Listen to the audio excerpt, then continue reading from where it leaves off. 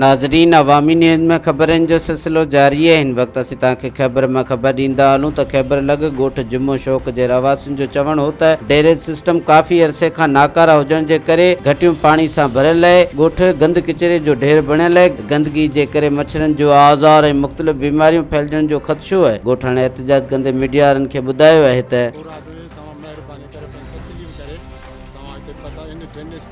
काफ़ी वक्त थियो आहे ऐं असांजो तमामु नाकारा के बि ऑफिसर ॿिया चाहे अचनि ई कोन था, जिन खे असां काफ़ी शिकायतूं ॾिनियूं आहिनि।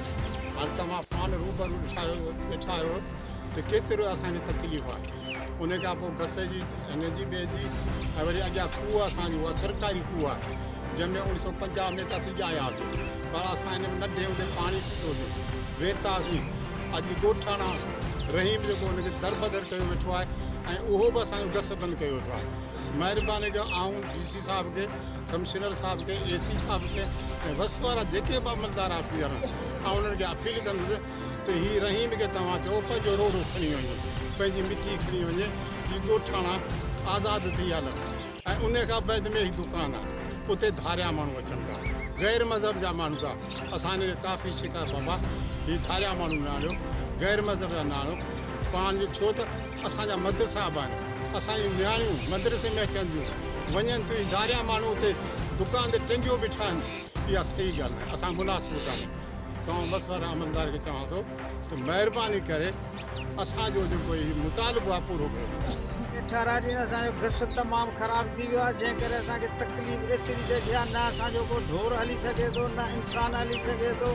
अॻियां बि गस बंदि आहिनि, नाली सॼी यकी ॻोठ खां वठी गटर ताईं यकी नाली असांजी ख़राबु आहे, जंहिंमें एॾी असांखे मुश्किलात, एॾी असांखे तकलीफ़ थी वई आहे जे तमामु चवण खां ॻाल्हि हद ई आहे।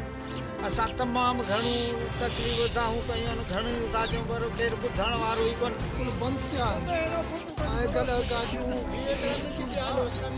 हलण जहिड़ियूं कोन, हुन मंदरनि छा कयो आहे जो दड़ा ठाहे छॾिया आहिनि, जंहिं करे हू चवंदो आहे त हीअ प्रॉपर्टी मुंहिंजी आहे, पर हीअ असांजी प्रॉपर्टी जेका असांजे पंहिंजे खूह जी आहे, असांजो खूह आहे, चौसूल आहे असांजो, जंहिं करे असीं हिनखे कब्ज़ो करणु न ॾींदासीं।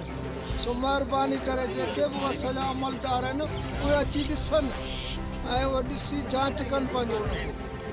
मज़ीद खबरों और तफसीलात के लिए विज़िट करें हमारी वेबसाइट www.awamiNewsHD.com।